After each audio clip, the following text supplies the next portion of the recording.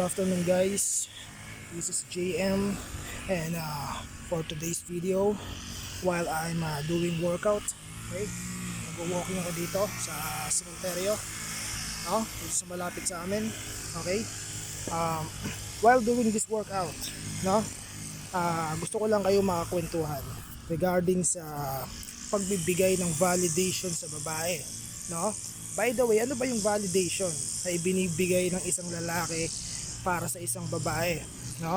Commonly, ito yung pagsasabi sa kanya ng maganda siya, pagbibigay sa kanya ng mga flowers, chocolates, yung pag-good morning sa kanya through text or chats, no? Ito yung mga nagpapa-validate sa kanya, yung araw-araw niyang nafe-feel na importante siya, maganda siya, no? Napakadaming ways para i-validate ang isang babae. Lahat ng gagawin mong positive about sa kanya, that is validation, no? Bakit ba tayo nagbibigay ng validation sa babae? Okay. Number 1, para sa sex. Okay? Number 2, para sa ego, no? Yung dalawa na yan lang naman ang tanging dahilan kaya tayo nagbibigay ng validation sa isang babae. Syempre, unang-una, kaya mo binavalidate ang isang babae? Para mauto mo siya, para mamanipula mo siya, di ba? Kaya ang manipulation is araw-araw na kaibigan ng lalaki yan. Kahit pa nandiligaw ka, kahit pa may girlfriend ka, o kahit pa sa crush lang, di ba? O, araw-araw nating kaibigan ang pagmamanipula. Why? Kasi nga, yun yung nagagamit natin para ma-validate din nila tayo. Ano ba yung validate na maibibigay nila sa atin? Which is yung sex, no? Yun naman ang validation ng lalaki na nakukuha natin sa isang babae. And then next is ego. Ano ba yung ego natin, 'di ba? Masaya tayo kapag nakakapag-validate tayo ng babae.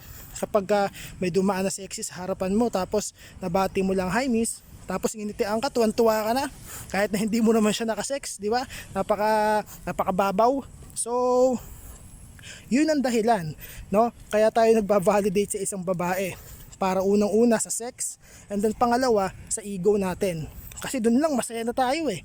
Yung pinansin tayo ng isang babae kahit di natin siya nakasex, hindi niya tayo binigyan ng commitment. Ang importante lamang ay na-validate natin siya, natuwa tayo. And then at the same time, nag-response siya, no? Nag-response siya, tumingin siya sa'yo, nginitian ka niya, tuwan-tuwa ka naman, no? Hindi mo alam, tuwan-tuwa ang babae sa ganun. Why? Bakit? Kasi yun ang pagkain ng babae, di ba? Ang mga babae is napakahina ng self-confidence niyan sa sarili nila. Saan sila kumukuha ng self-confidence nila? Syempre sa mga lalaki, sa mga mauuto nila. Kaya ngayon iba, lumalabas ng hindi naka-makeup, lumalabas ng kahit na alam nilang maganda na sila, feeling nila pag hindi sila pinansin ng isang lalaki, ang pangit-pangit na nila, di ba? Kasi yun ang validation na nakukuha ng isang babae sa lalaki, yung kino-compliment sila, no? So kayo, kahit na nanliligaw pa lang kayo o crush nyo pa lang, o kahit na may girlfriend kayo, lalo na ito, no, applicable ito doon sa nanliligaw. Huwag kang magbabalidate sa isang babae. Why? Kasi kapag nag-validate ka sa isang babae, pinapakain mo yung ego niya. Yun nga ang target natin eh, ubusin mo yung ego niya, habul-habulin niya yung validation na maaari niyang makuha sa'yo. Paano mo magugutom yung validation niya? Paano mo gugutumin yung ego niya kung pakain ka ng pakain? Di ba? Sige, paano ka habul-habulin ng isang babae kung patuloy mong ibinibigay yung validation na kailangan niya? No? Nagets nyo? Kasi kapag ibigay kayo ng bigay ng validation sa kanya, siya naman kain ng kain, magsasawa yan. By the way, isa sa pinaka-attitude ng babae, no, is madaling magsawa. Napakadaling magsawa ng babae. Ang mga babae ay emotionally grounded sila, emotionally wired sila, no, na matuwa o sumaya, tumaas yung kanilang dopamine level sa katawan nila kapag iba't iba yung lalaki na nagigreet sa kanila. Feeling nila napakaganda nila, no? Kaya kung ikaw yung boyfriend niya o ikaw yung nanliligaw sa kanya at patuloy mo siyang binibigyan ng validation, patuloy mong sinasabi sa kanya na maganda siya, patuloy mong sinasabi sa kanya na mahal mo siya, unang-una pinapatunayan mo na mas mababa ka sa kanya, na siya yung boss mo, na dapat ikaw yung boss sa isang relasyon, na dapat ikaw yung leader sa isang relasyon, hindi siya. Paano niya ma-feel na feminine siya kung patuloy mong binibigay yung validation na dapat paunti-unti mo lang ibinibigay sa kanya? Di ba? Lalo na sa isang relasyon, kung mag-asawa na kayo, kung girlfriend mo na siya, huwag mong palaging ibigay yung validation. Hayaan mong habulin niya yon. Ibigay mo yon, for example, nakagawa siya ng maganda sa iyo. Di ba? O halimbawa, may pinakisuyo ka sa kanya, sinunod niya. Sinabi mo sa kanya na, oh, babe, pakigawa mo naman to. At kailangan ko na to bukas eh. At kapag yung sinunod niya, oh, thank you babe, I love you. Oh, di ba? Na-validate mo siya, nasabihan mo siya ng I love you. Pero binigay mo yun kasi as the price for her na way of pasasalamat mo sa kanya. Hindi mo yun binigay dahil libre, no? Kaya kapag ang isang lalaki is bigay ng validation, sigurado yon. Yung babae na yon, natutuwa lang yon kasi yung ego niya nabu-boost na naman.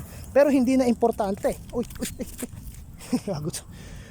Tumakbo yung kambing. Oh. May mga kambing dito. Patakbo yung kambing, no? Nagulat sa akin. No? So, yun, no? Kapag ang isang babae, ang isang lalaki, no, bigay ng validation sa isang babae is hindi niya na halos hindi na siya halos na-excite dun sa lalaki na yon. Napakadami niyan. Pansinin niyo kahit yung mga nanliligaw pa lang, 'di ba? Yung mga nanliligaw pa lang, oh. Bakit sa umpisa tuwan-tuwa yung babae sa kanya? Halos parang pasado na siya. Pasado na yung lalaki para sa kanya. Kasi may itsura naman, o gwapo, o mayaman, o matangkad, matangos ang ilong. Tapos, nung niligawan siya, tuwang-tuwa siya kasi crush din niya. Tapos, patuloy siyang binibigyan ng validation nitong lalaki. Nagsawa siya. Nung nagsawa siya, halos paunti-unti na lang, minsan one word na lang mag-reply, hanggang sa unti-unti nang nawala. Nag-ghost na yung lalaki, no? Nag-ghost na si boy. Why?